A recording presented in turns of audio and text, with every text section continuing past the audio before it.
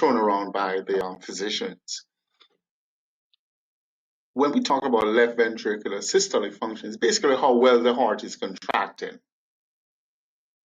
Because the heart is a pump, and all pumps eliminate something.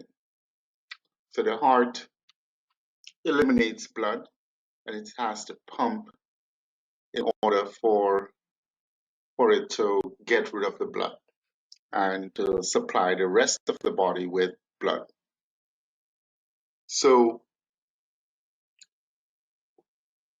if you're going to evaluate the function of the heart, you have to look at the pump and determine how you're going to assess the effectiveness of this pump. It is not a solid pump because it's it's in living creatures, so it's a biologic pump. So there are some difference from the regular pumps that you encounter, and we have methods, however, how to assess the pumping function of the heart. The most common method is what we call the ejection fraction. And what we mean by ejection fraction is what percentage of blood is pumped out from the ventricle. So the ventricle is filled with blood in diastole, and in systole, there's a certain amount of blood that is remaining inside the heart. And the amount that's remaining inside the heart is the difference between the volume in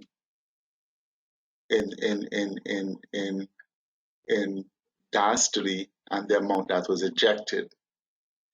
Or better yet, we can calculate the amount of blood that was ejected because we can calculate the volume of blood in diastole when it's fully filled with blood, and the volume in systole when it pumps out a certain amount of blood. And the difference between the volume in diastole and the volume in systole is the amount of blood that was pumped out. If you remember your definition from physiology, stroke volume is the volume of blood that's pumped out ventricles per beat. The volume of blood that's pumped out from the ventricle per beat. The volume that's pumped out is the difference between the diastolic volume in diastole and the systolic volume. That difference is the volume of blood that was pumped out, and we call that the stroke volume. And we also taught that the stroke volume times the heart rate gives you the cardiac output. But the ejection fraction is defined by the end diastolic volume. You're going to subtract the end systolic volume, and you're going to divide that quantity by the end diastolic volume. So it's a fraction, and that's why I call it ejection fraction. However, if you work in echo, you realize that even though we call it ejection fraction, we express it as a percentage. But that's okay, because if the fraction was 0.75, then the percentage is 75. So, but we express it as a percentage. But again, the ejection fraction is the end diastolic volume minus the end systolic volume divided by the end diastolic volume. And that is universally popular. Everybody uses ejection fraction.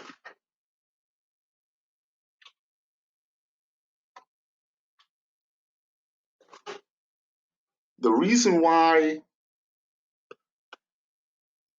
evaluation of the left ventricular systolic function is important, it portends prognosis.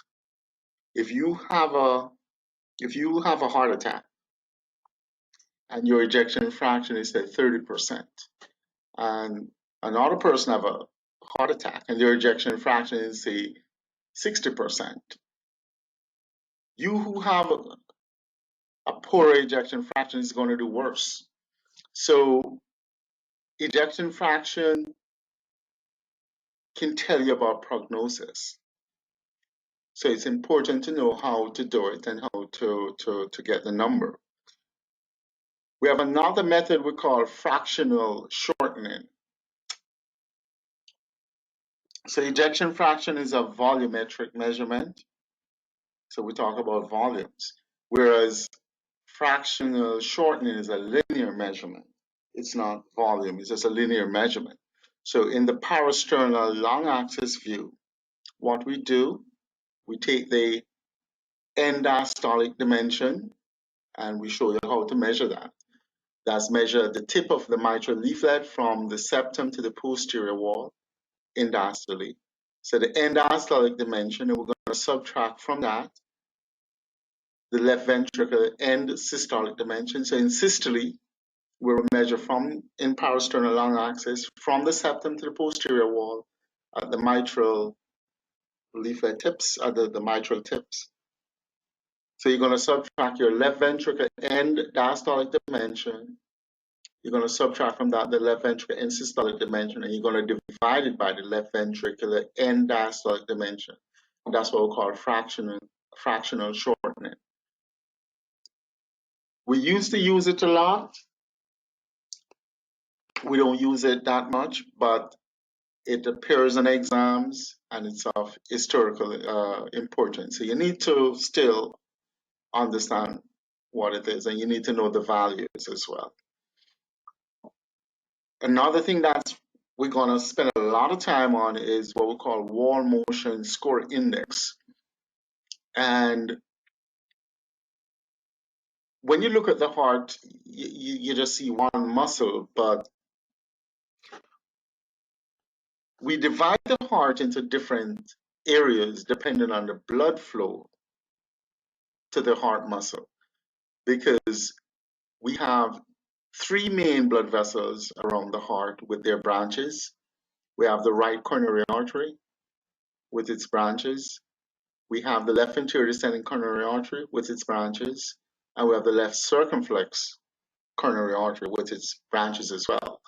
And if you get a heart attack, then it's going to affect usually one distribution. And by just looking at the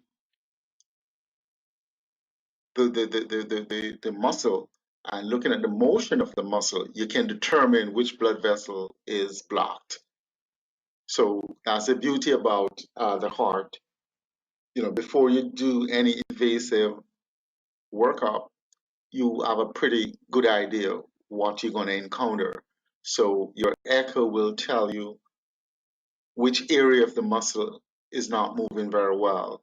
And then you can deduce from that which blood vessel is blocked. And we're going to go over that. That's wall motion score and wall motion score index. We talk about stroke volume. We have Doppler techniques to calculate stroke volume. Again, stroke volume is the volume of blood that pumped out from each ventricle per beat. So the end diastolic volume minus the end systolic volume, and that's a stroke volume. If we multiply the stroke volume times the heart rate, we get the cardiac output, because the stroke volume is just the volume per beat. The heart rate is the number of beats per minute. So we can calculate that. And then we can use the M mode to look at, we can say something about how well the heart is pumping, the ejection fraction, by looking at the M mode, and then we'll look at that. Okay, so basically I talk about everything. Let's look at it now. So when we talk about cardiac function, basically is the ability of the heart to pump a certain volume of blood per minute. That is what it's supposed to do. Okay, that is the function of the heart. So we can calculate the volume of blood that the heart is pumping per minute, and that's basically the cardiac output. But we can use echo and calculate that. But let's go a little bit more in depth, because the function of the heart has to fill with blood in diastole in order to pump out a certain amount of blood. So if the filling function is not 100%, then it can pump a significant amount of blood. So we divide the function of the heart into a diastolic function where the heart fills with blood, and then a systolic function where the heart pumps out the blood. And you're going to see those terms throughout the literature: systolic and diastolic function. Again, when we talk about left ventricular systolic function, is how well the heart is contracting. And the methods: ejection fraction, basically the percentage of blood that's pumped out per beat. We talk about the fractional shortening, whereas the ejection fraction is a volumetric measurement, fractional shortening is a linear measurement. With wall motion score index, looking at the different walls, because looking at the different walls, you can determine which blood vessel is involved. And one of the main things, we talk about coronary artery disease a lot in cardiology, and because it is one of the leading cause of death. There are other things that affects the heart, but coronary artery disease, is very, very, very common, and if you can recognize it and treat it, the patient do fairly okay. And then we talk about the mitral valve E point septal separation. We'll show you what that is. It's an M mode measure to look at the LV systolic function. We talk about stroke volume, we talk about cardiac output. Okay, so the ejection fraction, again, is a volumetric measure, and it is the end diastolic volume. So the volume of blood that's in the heart at the end of diastole, if you measure that, and you're going to subtract from that the end systolic volume, that's the volume of blood in the heart at the end of systole. The difference, of course, is the amount of blood that the heart pumps out. You're going to divide that by the end diastolic volume. So that gives you the ejection fraction. If you look at the numerator of this equation, you see that the numerator is the stroke volume. So it's the stroke volume divided by the end diastolic volume. And you'll get a fraction, but when we talk about it clinically, we talk about a percentage, 60%, 70%, that type of thing.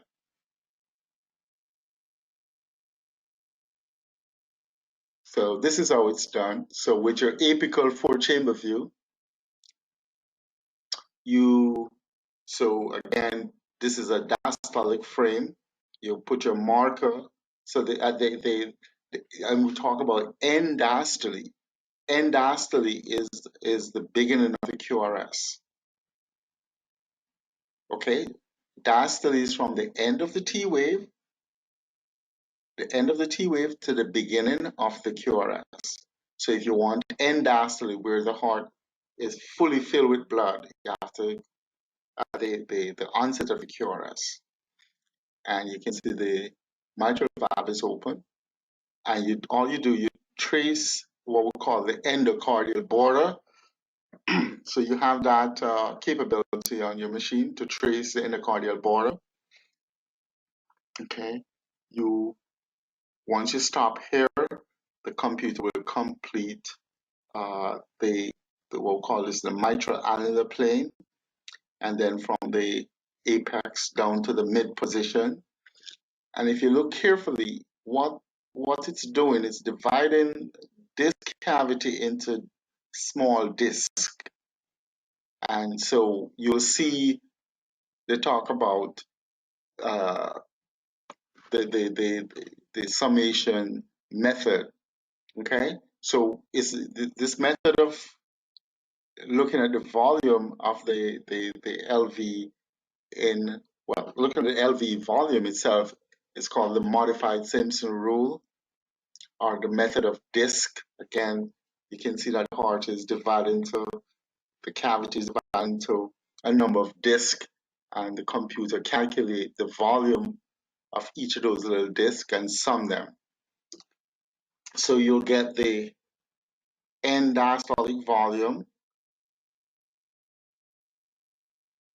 and then so you now move from your end diastolic position. You can go at either the peak of the T wave or the end of the T wave. You need your end systolic. And in systole, the mitral valve is closed, and you do the same thing. You trace the endocardial border, okay, and then from the apex down to the mid position.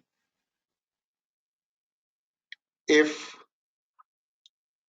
you didn't have a ECG to guide you, you could just look for the largest volume where the heart is fully enlarged, and you then for diastole, and then for systole, look for the smallest volume. Okay, so the computer or the echo machine will do the calculation for you. Ejection fraction is the end diastolic volume minus the end systolic volume divided by the end diastolic volume, and the computer will give you the ejection fraction. But this is how it's done. So you should learn to do it. You trace the endocardial border in diastole. You trace the endocardial border in systole. And you don't have to do anything more. The computer recognizes what you're doing and then give you a value. So these are some. So these have changed. So this is just to give you an introduction, and then we will look at the update. So the important thing is that the ejection fraction is still about, it's about 55 to 70%.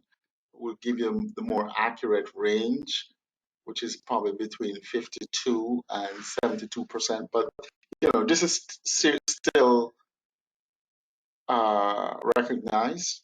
So this is the normal ejection fraction. Cardiac output is about 4 to 8 liters per minute. Okay, and the stroke volume. What they have done in the updates is to separate males and females, because the ejection fraction for males is slightly different from the ejection fraction females, and the volumes are also different. So we'll go over those. But this is just a rough calculation. If the end diastolic volume is 120 mLs and the end systolic volume is 50, the difference, which is the stroke volume, divided by the end diastolic volume, give you the ejection fraction. Again, it's a fraction, but we usually put it in a percentage. The fractional shortening is a linear measurement. It just basically tell you how well the base of the heart shortens in systole. So you're looking at the left ventricular end diastolic dimension. So it's a linear measurement.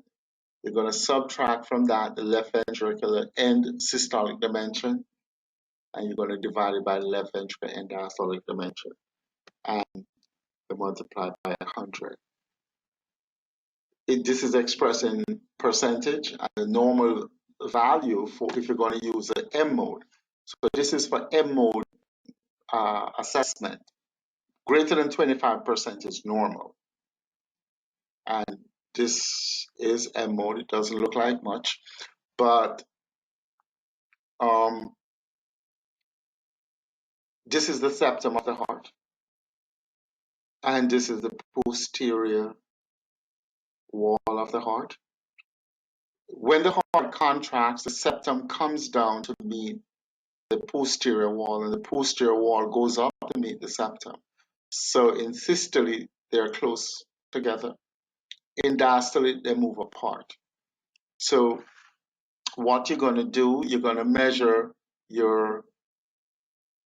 you're doing the M mode, you're going to measure your end diastolic dimension, where it's widest, and then you're going to subtract from that the end systolic dimension, where it's close together, and you're going to divide that by the end diastolic dimension, and that is using the M mode method, and it should be greater than 25%. So again, that's left ventricular end systolic dimension, where the septum comes to meet the posterior wall, and then in diastole where they separate from each other. But you can also do it using two-dimensional echo.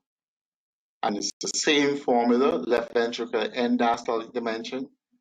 You're going to subtract from that the left ventricle end systolic dimension divided by left ventricle end diastolic dimension. And for the 2D echo, it should be more than 18%. So this is your two-dimensional echo, parasternal long axis. Again, you get your left ventricle end diastolic dimension. In diastole, the mitral valve opens, the aortic valve closes. You measure the tip of the mitral leaflet. So that's your left ventricle end diastolic dimension. And then in systole, where your mitral valve is closed, you measure systole, okay, again, and systolic dimension from the septum to the posterior wall. So you actually do the measurement and you plug it in the equation and you get, so for two-dimensional echo, it should be greater than 18%. This is of historical importance, so I'm not going to teach it, but we look at the volumetric method, we look at the linear method, and we can square these things. So this is similar to the fractional shortening, but we square the numbers. So you square your left ventricle end diastolic dimension, you square your left ventricle end systolic dimension, and so you just square them, and of course you multiply by 100. The reason why we have a correction factor here is because when you do your fractional shortening, all you do is you're looking at the base of the heart. You totally ignore the apex. The apex is a part of the heart, a large part of the heart. So if you were to take into consideration the apex, then if the apex is normal, you can give this factor, this correctional factor, 10%. If it's hypokinetic, 5%. If it's akinetic, 0. And if it's dyskinetic, -5. And we will go over what these terms mean. So another method to look at the systolic function of the heart is it's an M-mode method, and we look at what we call the E-point septal separation. And the normal E-point septal separation should be less than 8 to 10 millimeters. If it's larger, greater than 10 millimeters, it suggests that there's a reduction in the left ventricular ejection fraction. It's reduced there. And this is how we do it. Again, this is your M mode. It doesn't look like much, but this is the M mode. This is the septum. This is the septum. And these things right here, see, it looks like a hem. Just use your imagination. It looks like a hem. This is what we call the E point. This is the F point. This is the A point and the C point. So this is the E point and this is the septum. They should be, for a normal heart, a heart that's contracting very normal, the E point should be at least touching the septum. And that's what we call E point septal separation. If that separation is more than 10 millimeters, then there's a reduction in the ejection fraction. Simple method, nothing. That's your E point, that's your septum, and then the separation. Okay, so just look at this one. This is the septum right here. And this is your E point. When you do your M mode, the horizontal axis has the measurements. So, this is 1, 2, 3, 4 centimeters. So you can see that this separation is huge. It's much more than 10 millimeters. So this, just eyeballing the M mode, you can see that the ejection fraction is reduced. E point septum. Now, I'm going to leave regional walls a little bit for the next session because, again, when we were talking about short axis, I don't know if you guys fully understand, if this is what the heart looks like. And when you do short axis, you actually bread loaf the heart. You cut the heart like this. And that's why when we talk about short axis at the apex, you cut it right there, the mid level, and then the base. And then you can do, when we talk about parasternal long, then you're cutting it like this now. So, you're just cutting the heart like you would cut bread or whatever. So on Thursday, we're going to look at naming of the segments. So you have to know the segments, and they may be overwhelming at first, but once you use it over and over and over, then you will, you'll remember it. But it's important to know the segments, because when you have occlusion of a blood vessel, it's going to affect a segment. It's not going to affect the whole heart. So if you can determine what's happening in a specific segment, you can predict which blood vessel is occluded. So let's stop